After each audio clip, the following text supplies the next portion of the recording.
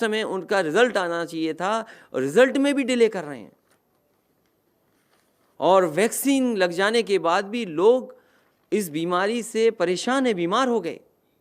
अगर लखनऊ की जो प्रेस्टिजियस इंस्टीट्यूशंस हैं, अगर उस इंस्टीट्यूशन के लोग भी ऐसी बीमारी से तकलीफ में चले जाएं, तो आखिरकार आम जनता का इलाज कौन करेगा? अस्पतालों की जो दुर्दशा की है, क्योंकि सरकार ने कोई तैयारी नहीं की। सरकार अपनी वाहवाही में रही। जब बीमारी खत्म हो जाती तो वाहवाही होती तो ठीक था, लेकिन बीमारी को छिपा करके, आंकड़ों को छिपा करके, जानकारी को छिपा करके और अपनी वाहवाही की खुशी मना रहे थे।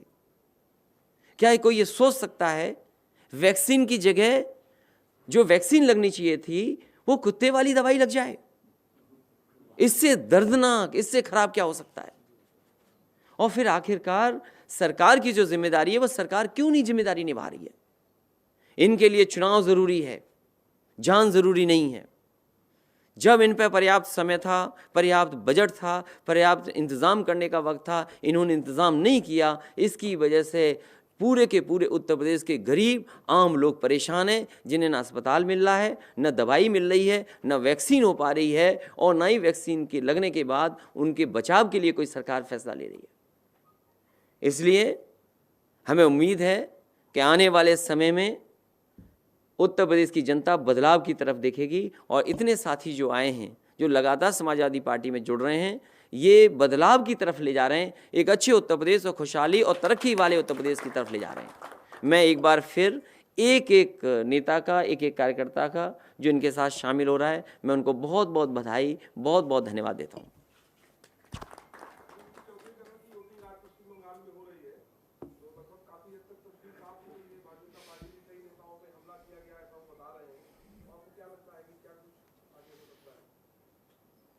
भारतीय जनता पार्टी बंगाल में हार रही है, और बंगाल की जनता एक बार फिर ममता बनर्जी को जिता करके वहाँ की मुख्यमंत्री बनाएंगे। और हम भी यहाँ से उत्तर प्रदेश से समाजवादी लोग अपील कर रहे हैं कि भारतीय जनता पार्टी जैसी पार्टी को हराएं।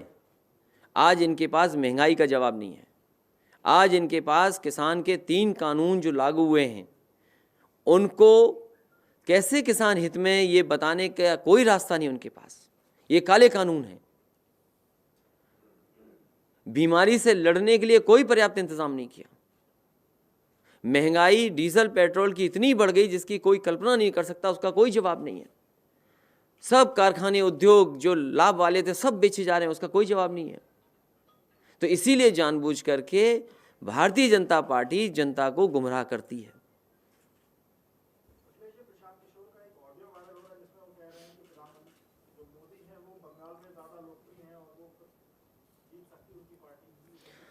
जितना ममता बनर्जी जी लोकप्रिय हैं उतना कोई लोकप्रिय नहीं है बंगाल में। सरकार कोविड उत्सव मनाने जा रही है, टीकाकरण का 11 से लेके 14 अप्रैल। शहर भर में होर्डिंग लगी है, होर्डिंग की पंचलाइन ये जिसके ऊपर जेठवा फुले जी के जन्मदिन से लेकर डॉक्टर भीमराव अम्बेडकर के जन्मदिन तक ये उत्सव मनाया जाएगा। तो क्या टीका उत्सव पॉलिटिकल उत्सव या सियासी उत्सव सा नजर आ रहा है? क्या सरकार ये बताएगी कि शामली में उत्तर प्रदेश में वैक्सीन लगनी थी, उसमें आपने कौन सा इंजेक्शन लगा दिया? क्या सरकार ये बताएगी कि अपने टेक्निकल स्टाफ को इतनी तैयार किया था कि गरीब जनता को सही समय पर दवाई, सही समय पर सुझाव, सही समय पर इलाज दे देंगे?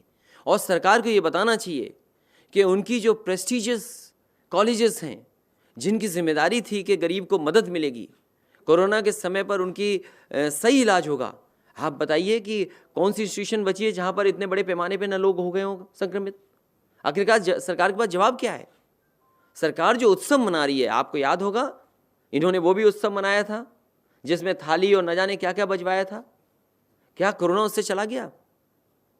जो वैक्सीन की तैयारी करनी थी, जो अस्पतालों की तैयारी करनी थी, जो दवाई की तैयारी करनी थी, आज अगर ज़रूरतमंद को सबसे महत्वपूर्ण दवा चाहिए हो तो वो दवाई अवेलेबल नहीं है। अगर आज अस्पताल की ज़रूरत हो बेड की, तो बेड नहीं है। क्या सड़कों पे नहीं मरीज पड़ा हुआ है? लाइन लंबी लंबी लगी हुई हैं। क्या इंतजाम किया सरकार ने? और तब जब उत्तर प्रदेश में और दिल्ली में सरकार एक ही पार्टी की है, और फिर किस बड़े पैमाने पर करप्शन हुआ है वो एक विषय अलग है। जो कोरोना के समय पर जो चीज़ ली गई, जो दवाइयाँ, जो इंस्ट्रूमेंट्स लिए गए, जो मेडिकल इक्विपमेंट्स लिए गए, क्या बड़े पैमाने पे बेईमानी नहीं हुई उसमें? क्या उत्सव मनाएंगे? ये उत्सव और प्रचार से ही सरकार चला रहे हैं। राष्ट्रीय अध्यक्ष जी, लगातार विधायकों के साथ बदतमीजी के घटनाएं जो हैं वो सामने आ रही हैं।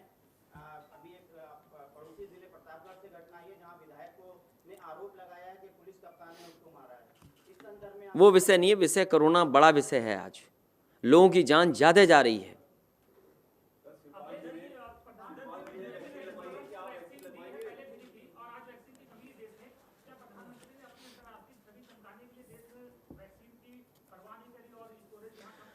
आपको चिंता इस बात की करनी चाहिए, कोरोना टीके के नाम पर 3 महिलाओं को लगा दिया रेबीज का टीका। टीके कम पड़े, किसी इलाके में 2-3 दिन से टीके पहुंचे ही नहीं हैं। कोरोना टीके के नाम पर वो तो वही सेम न्यूज़ है। टीके के दोनों खुराक लेने के बाद भी यूपी में स्वास्थ्य विभाग के मुखिया हुए संक्रमित। 40 डॉक्टर एक जगह संक्रमित, 25 डॉक्टर एक जगह संक्रमित।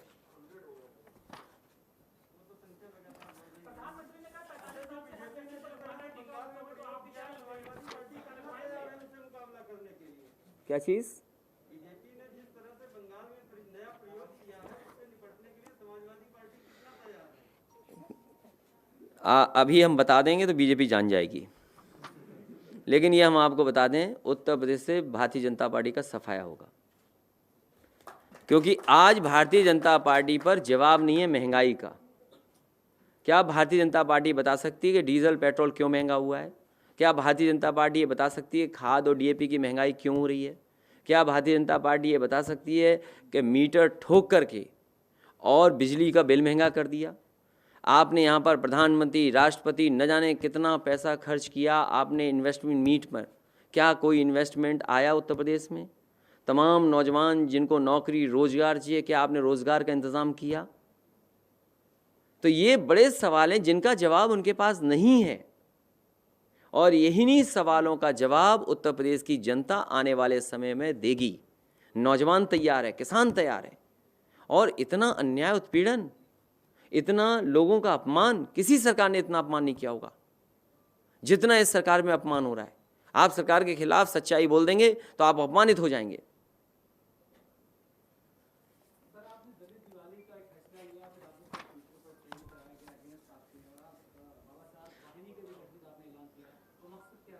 समाजवादी पार्टी और समाजवादी पार्टी के तमाम हमारे पूर्वज और हमारे तमाम पुराने नेता, और सबसे बेहतर उदाहरण यही है कि डॉक्टर राम मनोहर लोहिया और डॉक्टर भीमराव अंबेडकर जी दोनों मिलकर के काम करना चाहते थे। एक समय ऐसा आया था कि दोनों ने फैसला लिया कि दोनों मिलकर के काम करेंगे। वो परिस्थिति और समय नहीं मिला जिसकी वजह से दोनों विचारधाराएं एक नहीं हो पाई।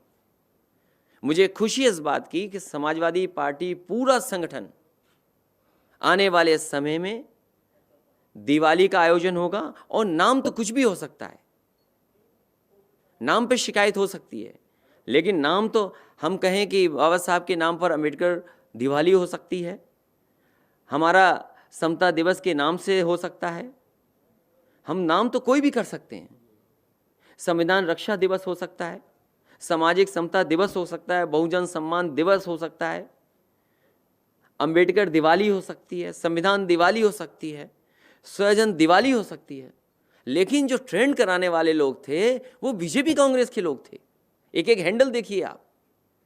समाजवादी पार्टी अगर बाबा भीमराव अंबेडकर जी के मानने वाले लोगों को, अनुयायियों को अगर गले लगा रही हैं, तो आखिरकार बीजेपी और कांग्रेस को क्या तकलीफ है? भारतीय जनता पार्टी और कांग्रेस के लोग बताएं कि उन्हें तकलीफ क्या है, और मुझे ये बताएं क्या 14 तारीख को बाबा भीमराव अंबेडकर जयंती के दिन वो दिया जलाएंगे कि नहीं जलाएंगे? उनके सम्मान में ये बीजेपी और कांग्रेस के लोग दिया जलाएंगे कि नहीं जलाएंगे? ये सबसे बड़ा सवाल है।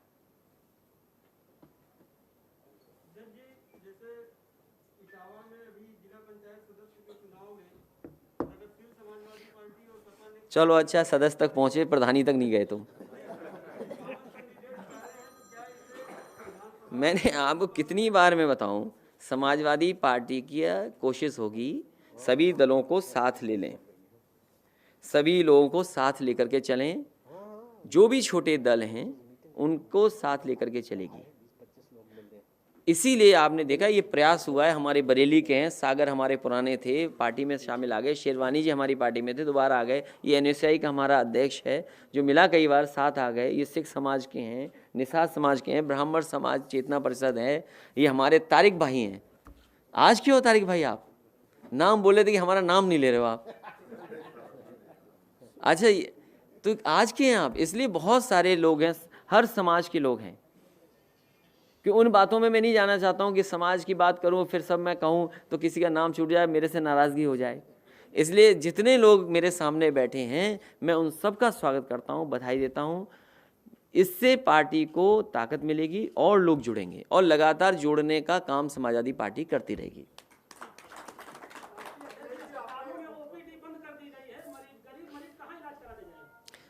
यही बात हम कह रहे हैं, इसीलिए उत्तर प्रदेश की जनता देख रही है कि स्टार प्रचारक हैं, उन्हें चिंता उत्तर प्रदेश की नहीं है। प्रधानी का चुनाव लड़ा रहे हैं बंगाल में जाकर के।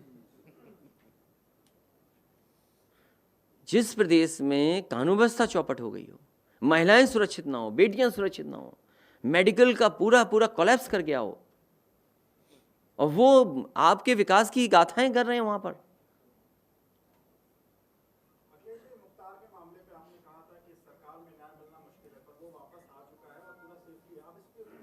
मुझे उम्मीद है कि न्यायालय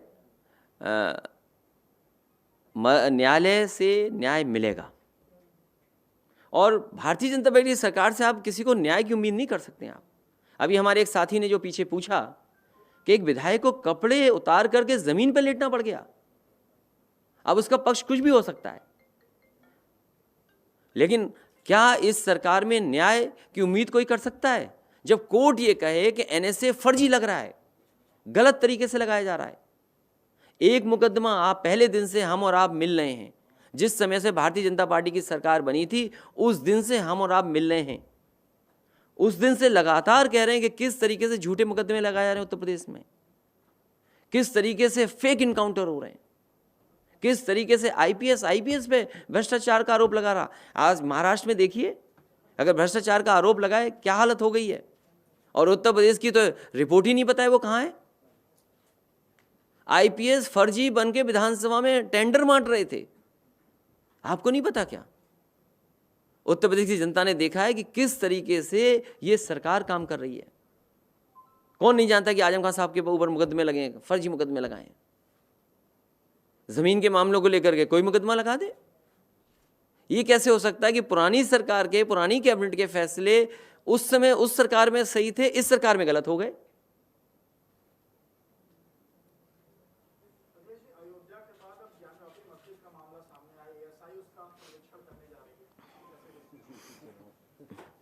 उत्तर प्रदेश में चुनाव के लगता दिन कम है, चुनाव करीब आ गया है।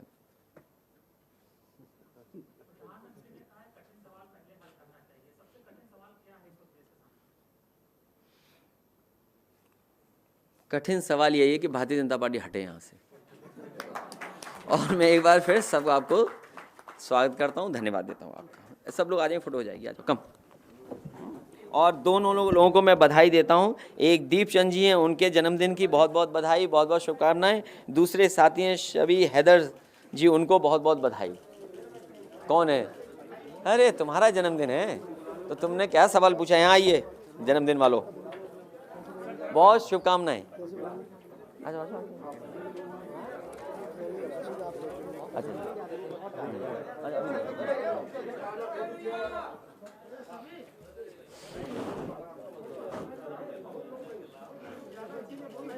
चलिए धन्यवाद। सभी हैदर आइए ना, तुम क्यों पीछे रह रहे हो? बहुत बधाई। कौन सा जन्मदिन है तुम्हारा? 21वां।